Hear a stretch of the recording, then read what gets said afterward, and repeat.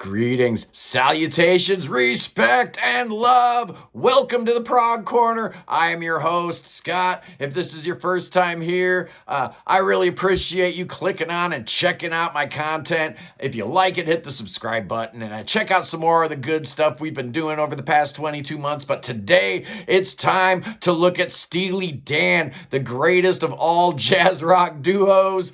They put exactly 9 albums out, so we're going to rank those.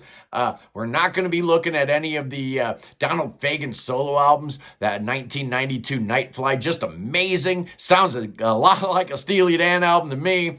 1993, Donald Fagen reunited with Walter Becker and put out Kamakiriad, really good album. He's put out 2 more solo albums since then. We're not looking at those, nor are we looking at Walter Becker's 2 solo albums. 1994, he put out 11 tracks of Whack, which included Donald Fagen. And then in 2008, Circus Money, which was all right. There was a 3rd album that Becker and Fagen worked on. That's not a Steely Dan record. In 1986, they worked on Rosalie Vela Zazu, an album I've never heard. I need to check that out. Anyway, these guys met way back in the day, late 60s, early 70s at Bard College. They met and they formed a bunch. You know how it is when you're in college, you form a bunch of bands, one of which was called the Leather Canary, which had a guy named Chevy Chase on drums. You might know that guy from Saturday Night Live. You know, they were writing songs, so they figured they'd, the Brill Building was right down the road, so they went there and talked to some folks there. Didn't really work out too well, but they met a guy named Kenny Vance, who was in Jay and the Americans. So Walter Becker and Donald Fagen go on tour with Jay and the Americans. Somewhere along the line, they give a song to Barbra Streisand, shows up on one of her albums. The big break came when they met Gary Katz, who was a friend of Kenny Vance, and he moved to LA to be head of production for ABC, and he signs Becker and Fagen, talks them into putting a band together. They drop a single called Dallas that did absolutely nothing. Steely Dan is just great, though. Jazz, are they Latin? Are they jazz? Are they R&B? They got bop. They got so many different things going on in their sound. So why are we considering them prog? Well, that sounds like the definition of prog to me, progressing through various genres, figuring out your thing. They are ranked as the 15th greatest musical duo of all time by Rolling Stone. VH1 ranked Steely Dan as the 82nd greatest rock band of all time. And why not when you've sold over 40 million albums? What a great band. Let's get into it at number 9. It's Everything Must Go from 2003. This was their final album. They had gotten together in 2000 and released a record. Basically, this was kind of like a warmed over follow-up to that album that came out in 2000, which was really, really great, Two Against Nature. This one just isn't quite as good. It's a tighter group. You've got Keith Carlock playing drums on all these albums. John Harrington and Hugh McCracken show up playing guitar. You've got a Walter Becker lead vocal on this album. It took all this time for him to finally step up to the mic, and he sings on Slang of Ages. It's all right. The Last Ball is okay. Godwhacker's the keeper here. That's a really good song. The title track's cool. Lunch with Gina's all right. Overall, this just doesn't really go anywhere, but if this is your worst album, you're in good shape, because honestly, I'd probably give this thing like a 6 out of 10. It's not bad, but certainly the worst in their discography. At number 8, its predecessor. The comeback album, Two Against Nature. This was a big deal when this thing came out. Apparently, back in 1991, Walter Becker attended the New York Rock and Soul Review that Donald Fagen had been doing with Libby Titus, and Walter Becker showed up and they started talking. So that's how he ended up being on Donald Fagen's second solo album, and how Fagen ended up on Becker's solo album, his first one. Finally turned into a tour and an album, and this is a good album, man. And even won Grammy for Album of the Year. That's pretty amazing. It's their longest album by a landslide, which is, part and parcel of the CD age. The album hit number 6 in the US, sold over 1 million copies, and why not, man? Gaslighting Abby, such a great track. Janie, Runaway, Cousin Dupree, West of Holly was like 8 minutes long. That's almost a Prog song. A lot of people on here. You've got like 9 different drummers on this album, 4 different guitar players, 9 different horn players. Yeah, no Gary Katz on this album, but you do, of course, have Roger Nichols, the engineer, who was always around. And yeah, I'd like this album better if Fagen's voice had held up more. These last 2 Steely Dan albums doesn't even really sound like him, but whatever. At number 7, yeah, it's their debut album, Cant Buy A Thrill, 1972. They did drop that song Dallas as a 45. That was part of the Cant Buy A Thrill sessions. Didn't make the album, fortunately, because it's not a good song at all. But man, this was where I was introduced to Steely Dan in 1972. They had 2 top 10 hits. Do It Again hit number 6, and Reelin' in the Years hit number 11. And that Elliot Randall guitar solo on Reelin' in the Years, if that isn't like the greatest thing you've ever heard, man, you need to get the earwax cleaned out, man. Just amazing. When I was a little kid growing up, I was like 9, 10 years old when this record came out, and man, WOKY Mighty 92 and Milwaukee played both of them to death, so I fell in love with them without really even knowing who they were. But this is back when they were actually a real band.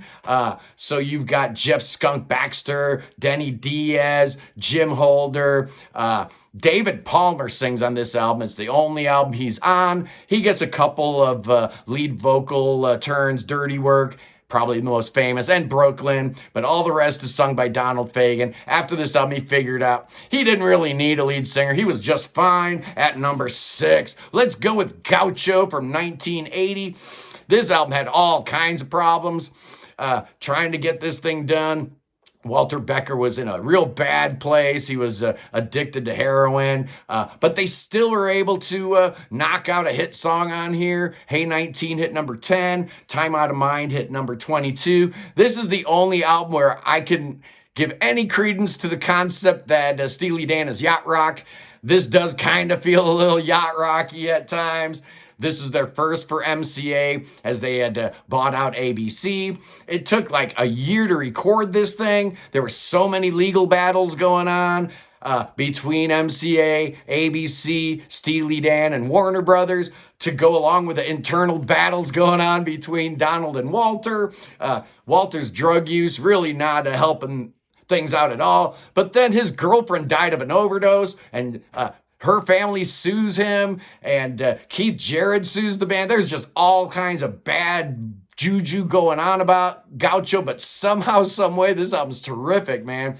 Babylon Sisters, I love it. Glamour Profession, Third World Man, the title track.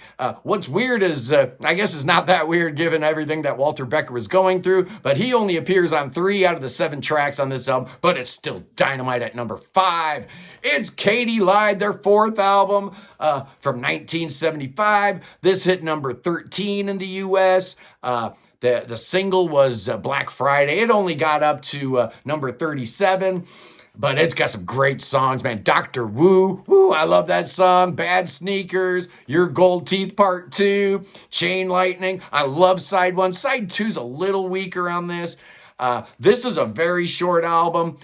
This one and its predecessor, both the 2 shortest albums in Steely Dan's discography. This one's only like 35 minutes, but it introduces Michael McDonald and Jeff Porcaro into the band. I guess they had been part of the touring version of the band for about a year here.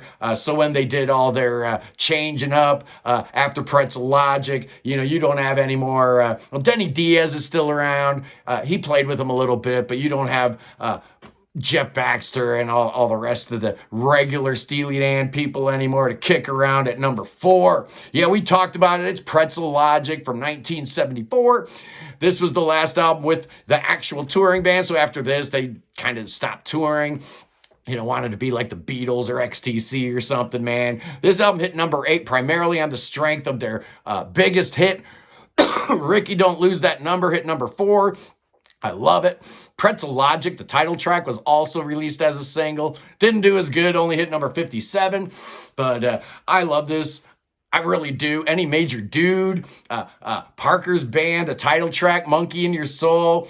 You got Timothy B. Schmidt on here. You got Jeff Porcaro and David Page, who would later on go on to form a little band called Toto. I really love this album. It is their shortest album, but it's fantastic. Now we're getting into the top three, and I honestly think these top three are perfect. I would give all three of these 10 out of 10. But at number three, it's their second album, Countdown to Ecstasy from 1973. This one didn't do so good after the hits on the debut. It only hit number 35 in the U.S. The two singles, both stalled in the 60s, Showbiz Kids and My Old School, got to number 61 and 63 respectively. No more David Palmer, so all these songs are sung by David Donald Fagen. Boda Schiffa, man, I love that song. Razor Boy, Your Gold Teeth Part 1. Yeah, just an amazing record. Rick Derringer's on here. Of course, it's Gary Katz producing, Roger Nichols. And can I just say a word about Gary Katz? This dude's come on, man, he never won a Grammy? Stop and think about that one for a second. Yeah, the engineer, Roger Nichols, had won some Grammys, but Gary Katz never won a Grammy, and you think about the amazing magic he worked with this band. It's just wrong, man. At number two, from 1976, it's The Royal Scam. This album hit number 15 in the U.S., The singles didn't do that great. The Fez hit number 59. Kid Charlemagne hit number 82. But this is a fun record. They're singing about the Eagles and everything you did.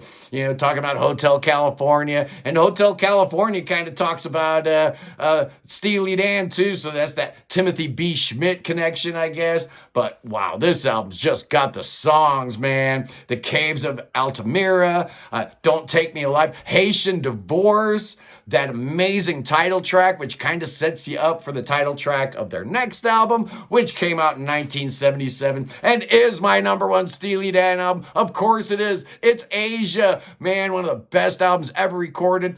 Possibly the best sounding album these ears have ever heard. I just absolutely adore it. This thing had hits. This thing had magic.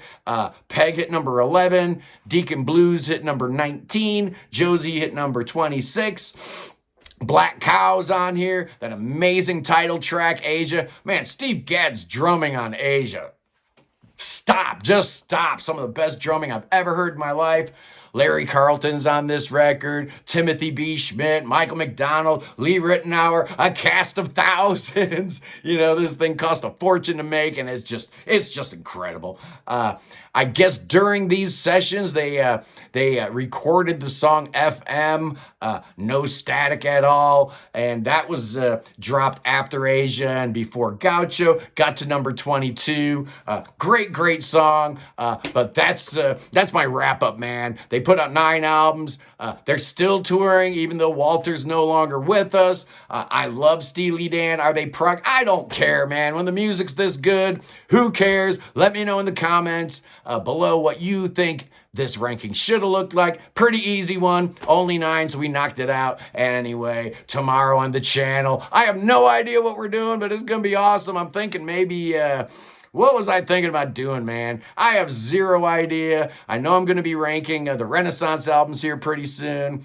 I'm looking at the new album from This Winter Machine. I might review that. I'm also looking at ranking the longest prog songs ever. That might be a lot of fun. But yesterday we did Women in Prog. I ranked the top 100 women in the history of prog rock. That was a great episode. If you haven't watched it, please check it out. Give some support and some love to the women in our beloved genre. Anyway, I'm Scott. Peace in the Middle East. Free Tibet, and God save the king. That sucker needs some saving. Yes, he does, man. That son of a gun. He could use your saving right now, Chucky the Third. Don't lose your head, buddy, like Chucky the Second. I'll see you guys tomorrow with another exciting installment of the Prog Corner. Peace.